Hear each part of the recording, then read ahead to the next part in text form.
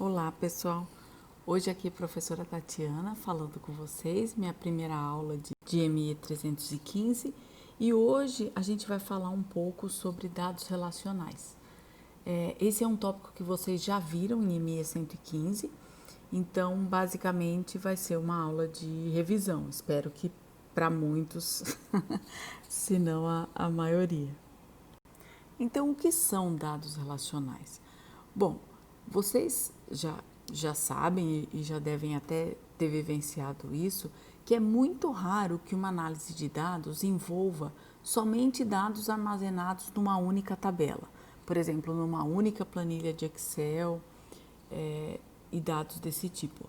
Na prática, é muito comum que os dados estejam armazenados em múltiplas tabelas. E a ideia aqui é justamente combinar as informações contidas nas mais diversas tabelas para responder questões de interesse. E esse modelo de banco de dados, ele é conhecido como modelo relacional. A gente colocou aqui o link da Wikipedia, né, em que os dados são acessados através de um nome de tabela, uma chave e uma coluna, que também é conhecida como features, tá? Então se espera que, em no mínimo uma tabela, a chave identifique unicamente cada observação. E a gente vai ver vários exemplos disso.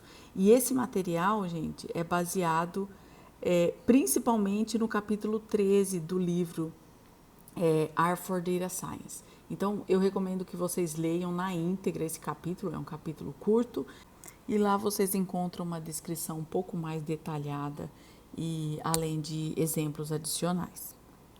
Então, vamos começar com um exemplo.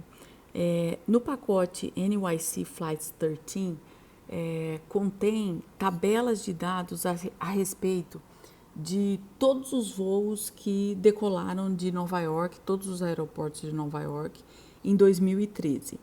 Então, nesse pacote vocês vão encontrar uma tabela de dados chamada Flights, que ela contém informação sobre todos os voos, então tem a data da partida, o horário de chegada, se atrasou e tudo mais. Tem também a empresa que realizou o voo, né, o número do voo, origem, destino, quanto tempo no ar e assim vai. E aí, além dessa tabela, nesse pacote, a gente tem outras tabelas que são relacionadas a essa tabela principal, digamos assim, chamada Flights. Né? Então, tem essas tabelas aqui. Tem a tabela chamada Airports, tem outra que chama Planes, tem outra que chama Weather, tem outra que chama Airlines. Vejam que essas tabelas, elas estão conectadas, né? Então, daí vem o nome de dados relacionais, mas cada uma contém uma informação específica. Por exemplo, na tabela Flights, a gente tem aqui uma variável que é uma variável que são duas letrinhas que indicam a empresa aérea. Né? Se a gente quiser saber detalhes, por exemplo, o nome por extenso dessa empresa aérea, eu vou ter que buscar aqui nessa outra tabela que chama Airlines. Né? Se eu quiser saber condições do tempo, eu vou ter que vir buscar aqui nessa tabela de tempo, né? Das condições climáticas aí. Também tem outra tabela chamada Airports, tem outra chamada Planes, que aí é relacionada aos aviões. Então, e elas se relacionam, vejam que sempre aqui, ó, nessa Planes, eu tenho uma variável que chama tail number, certo? Essa variável tail number, ela também existe aqui na Flights, né? No Weather aqui eu tenho dia, mês, ano, hora e origem, que eu também tenho aqui na Flights, certo? O nome aí da empresa aérea eu também tenho aqui na Flights. Então, isso relaciona essas duas tabelas, por exemplo, Flights e Airlines. Então, é sempre através de uma coluna que eu vou identificar quais são as linhas de uma tabela que eu consigo encontrar essas linhas na outra tabela e obter essas informações. E as variáveis que são usadas para conectar cada par de tabelas, elas são chamadas de chaves, né? Ou no inglês aí de keys.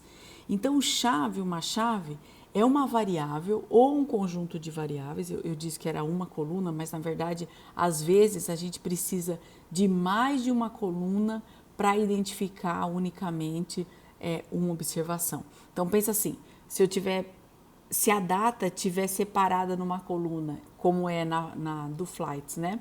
Em dia, mês e ano. Então, se eu quero identificar unicamente uma data, eu tenho que combinar a informação dessas 3 colunas, né?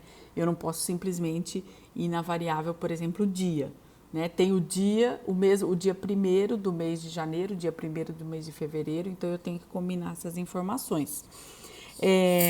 Aqui no caso, vejam esse exemplo, né? A gente tem aqui que eu tenho 2 tabelinhas, então é essa tabela aqui e uma outra tabelinha relacionada. Então, eu tenho essa variável login, que veja, essa variável login aqui nesse caso, ela identifica unicamente as observações, né? Então, quando eu olho pelo login e olhando na tabela relacionada, eu consigo encontrar quem é, no caso, o Samuel Clemens, que tem o login Mark, mas veja que na outra tabela eu só tenho o login, eu não tenho o nome, mas aí eu tenho o número do telefone. Então eu consigo completar, por exemplo, essa tabela aqui com a informação dos telefones, certo?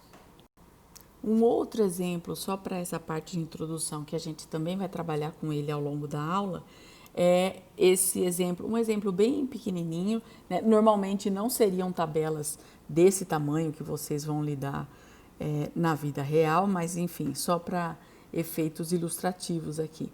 Então, esse exemplo de super-heróis e as editoras, né? Então, eu tenho uma tabela em que eu tenho cada super-herói, e aí tem informação mais ou menos da linha que o super-herói segue, se é do bem, se é do mal, o gênero e quem é a editora, né? E numa outra tabela eu tenho só as editoras e o ano que essa editora foi fundada. Então, a gente pode relacionar essas duas coisas. Por exemplo, aqui, qual que é a chave que conecta as duas tabelas? Né? Quando eu olho aqui pelos nomes, a gente vê que Publisher, que é a editora, eu consigo encontrar essa coluna em ambas as tabelas. Veja aqui, quando a gente tem as colunas com o mesmo nome, né? 2 tabelas separadas, onde eu tenho uma mesma coluna, isso até facilita para a gente descobrir aí quem que é a coluna com a chave, né, de identificação. Nem sempre isso acontece. Essa coluna aqui poderia chamar, se essa coluna tivesse em português, ela poderia chamar editora, tá? E ainda assim eu consigo relacionar as duas coisas, então a gente vai aprender como fazer isso também. Então, cada tabela separadamente, ela funciona como o banco de dados com que vocês trabalharam até agora, certo? Normal. Agora, uma coluna comum entre as tabelas, ela será usada como chave ligando a informação de cada linha, né? Porém, a gente não tem garantia de que o valor seja único. Nem sempre qual coluna servirá de chave é óbvio. Né? É isso que eu estava dizendo antes. Às vezes, quando elas têm o mesmo nome, fica fácil para a gente deduzir que é essa coluna que vai ser usada como chave, mas nem sempre é o caso.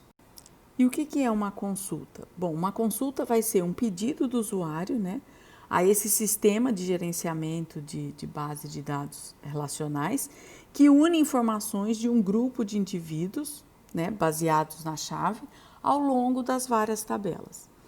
E aí, primeiramente, a gente vai examinar as operações join do pacote dplyr, aqui ó, do pacote dplyr, para realizar consultas em pares de tabelas. Então, assim, vocês já aprenderam isso antes, eu espero que a gente esteja só revisando aqui. Então, a gente vai ver os vários tipos de joins que a gente pode fazer usando os verbos aí do pacote dplyr. Um outro exemplo aqui que a gente colocou no material, eu vou comentar de maneira bem rápida, porque na verdade eu quero que depois vocês estudem o material e acompanhem esses exemplos. Eu vou usar os dados lá da editora e dos super-heróis para ilustrar os diferentes joins e depois eu gostaria que vocês voltassem e tentassem entender os exemplos que a gente fez com esse conjunto de dados aqui, que são dados de professores e alunos da Universidade de Washington, do Departamento de Ciência da Computação e Engenharia da Computação. Aqui tem o link para os dados mesmo e aqui tem a explicação, né? Então, vejam que a gente tem 4 tabelas aí no caso, né? A gente tem essas 4. Então, tem uma tabela que fala de pessoas, tem uma tabela que fala de orientadores, tem uma tabela que fala, né, quem está dando determinado curso e tem uma tabela que fala dos cursos. Então, eu gostaria que vocês dessem uma olhada com cuidado nesse exemplo. Aqui tem uma descrição do código, só para reprodução do exemplo mesmo, tá? SQL a gente vai aprender mais adiante em aulas futuras, mas se vocês reproduzirem isso aqui, vocês conseguem obter as 4 tabelas aí que eu acabei de descrever no slide anterior. Então, só para comentar, uma delas, essa advised by, né? Então, se a gente olhar, ela tem 2 colunas, né? Essa tem esse PID e PID dummy. Então, esse PID identifica quem é o orientador que orienta o aluno que está identificado aqui na PID dummy. Aqui mostra qual curso nessa variável course ID e quem ensinou. Então, por exemplo, esse professor aqui com PID 40, ele lecionou esse curso 0 e o curso 1. Já nessa tabela person, que é a tabela que a gente tem mais informações, na verdade, a gente tem 278 linhas, então, e 6 colunas, né? E essa variável PID, ela identifica os indivíduos unicamente. Então, identifica, tem um ID aqui para o indivíduo, identifica se ele é professor ou aluno, né? Veja que aqui é uma indicadora, identifica a posição e assim vai, tem muitas outras informações. Uma coisa que eu queria mostrar para vocês nessas tabelas, e depois eu quero que vocês leiam com calma esses exemplos, é que as tabelas não são de 1 para 1. Então, veja, nessa tabela taught by, a gente vê que um determinado curso tem vários professores, né? E depois eu posso filtrar, por exemplo, para um determinado professor, esse professor aqui identificado como 40, que ele lecionou o curso 0 e o curso 1. Então, assim, essas tabelas, elas não são de 1 para 1.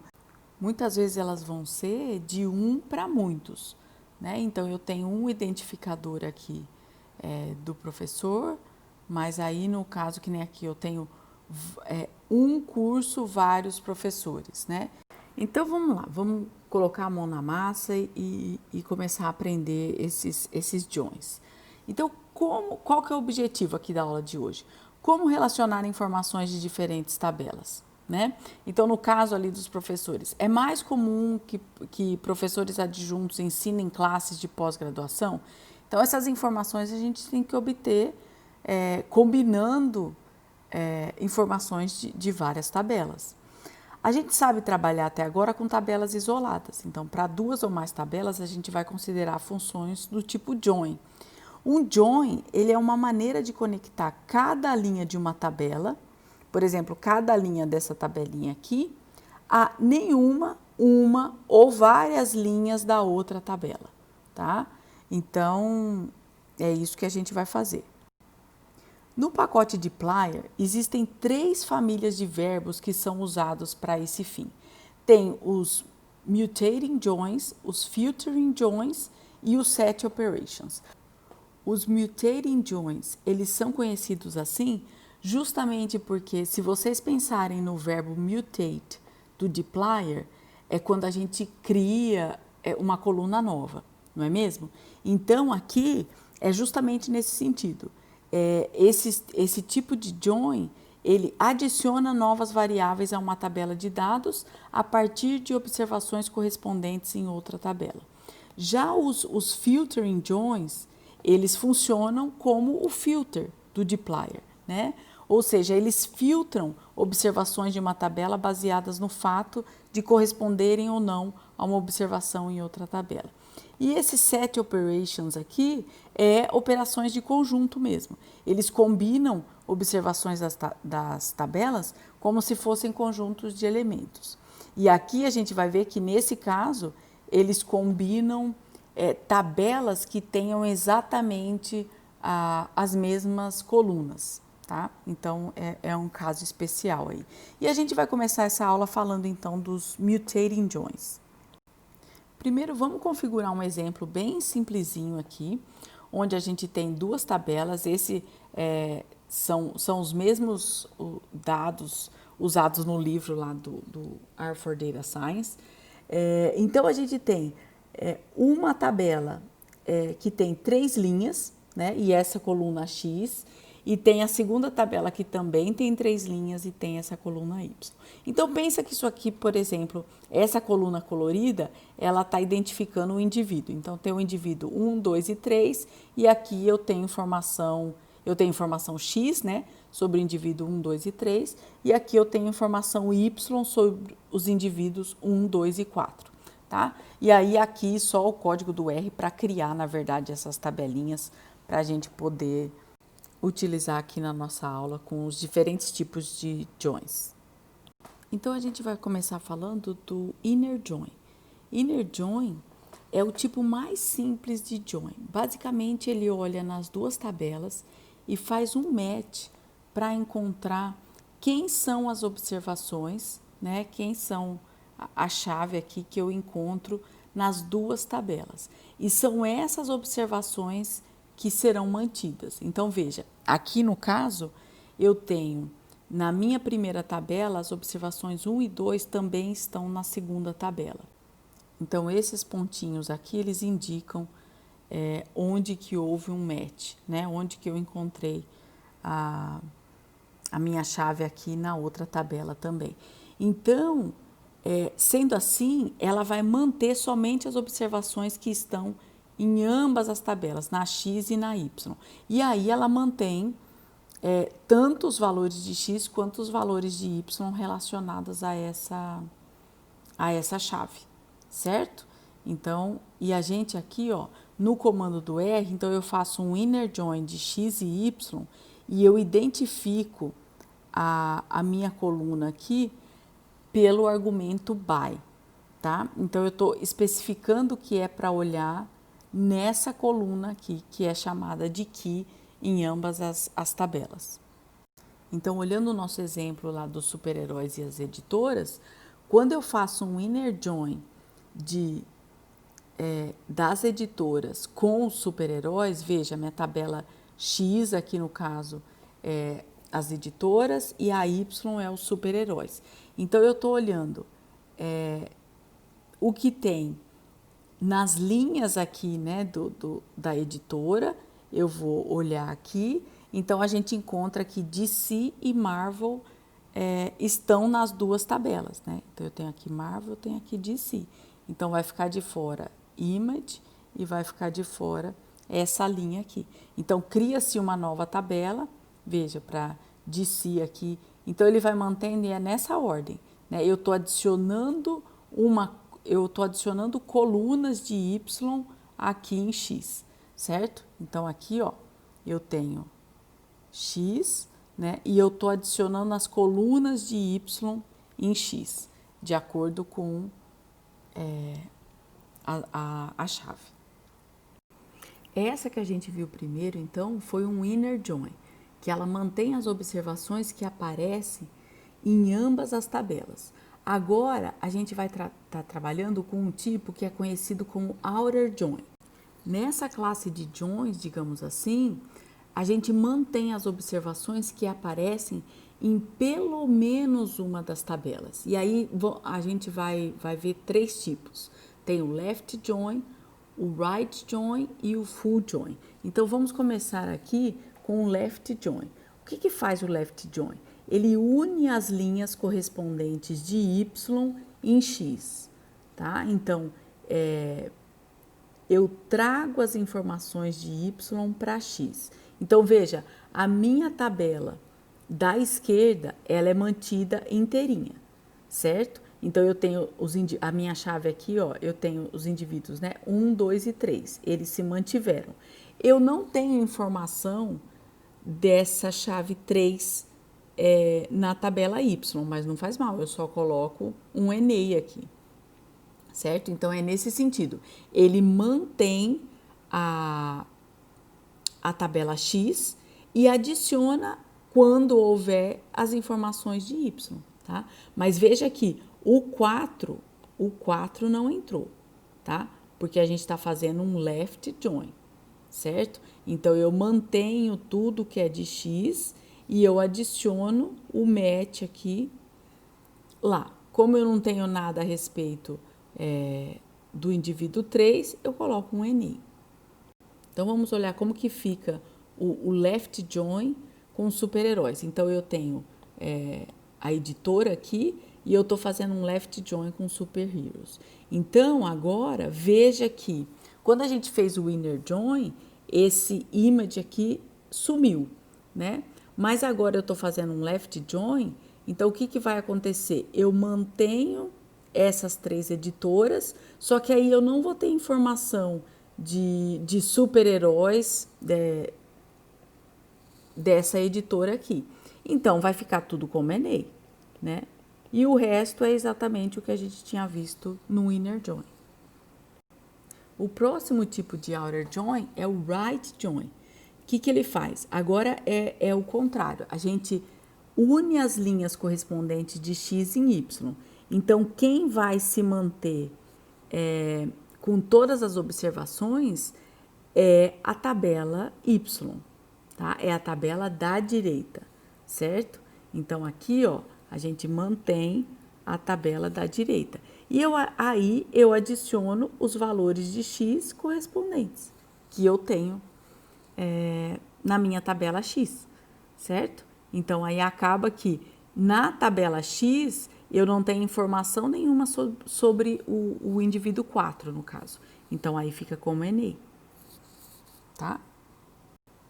E aí a gente vê o que acontece quando a gente faz um right join aí nos super-heroes. Então, eu mantenho agora os super-heróis e eu adiciono a informação da editora lá, né? Então, no caso aqui, eu tenho esse Hellboy aqui, que é dessa editora, mas eu não tenho a informação de quando essa editora foi fundada, né? Então, veja que essa era a nossa segunda tabela, né? Era a tabela Y, que se manteve. E aí, quando eu tenho informação, eu adiciono.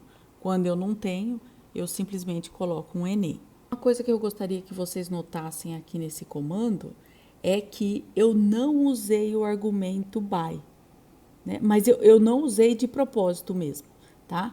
Quando a gente não usa, por default, ele procura quem é a coluna com o mesmo nome. E aí ele achou aqui, ó, é por publisher. Mas assim, é recomendado, viu, gente, usar esse argumento aqui, porque muitas vezes pode dar problema. A gente vai falar isso um pouquinho adiante. E o terceiro tipo dentre as outer joins é o full join. A gente pode pensar no full join como a união de tudo, né? Então, ele mantém todas as informações e valores de X e Y.